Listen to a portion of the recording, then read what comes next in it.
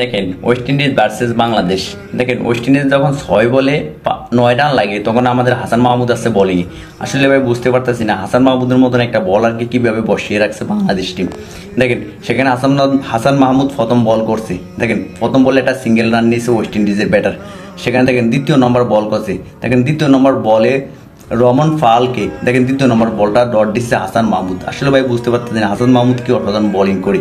দেখেন তৃতীয় নম্বর বল করছে হাসান মাহমুদ। সেখানে দেখেন রবন ফালকে আউট করে প্যাভিলিয়নে ফিরেছে হাসান মাহমুদ। আসলে আমি বুঝতে পারতেছি না যে হাসান মাহমুদ কি অসাধারণ বোলিং করে থাকেন। দেখেন চতুর্থ নম্বর বল করছে হাসান মাহমুদ। দেখেন সেখানে একটা সিঙ্গেল রান নিয়ে জায়গাটা পরিবর্তন করছে ওয়েস্ট ইন্ডিজের ব্যাটাররা। দেখেন আপনার 2 বলে 8 রান লাগে, সেখানে দেখেন উইকেট আছে ওয়েস্ট ইন্ডিজের একটা মাত্র হাতে। দেখেন হাসান মাহমুদ সেখানে বল করছে। দেখেন ব্যাটারের বোল্ড আউট করে প্যাভিলিয়নে ফিরেছে। আর এক বল হাতে রেখে 8 রানে ম্যাচটা উইন হয়েছে বাংলাদেশ ক্রিকেট টিম। আসলে ভাই অসাধারণ বল করছে হাসান মাহমুদ।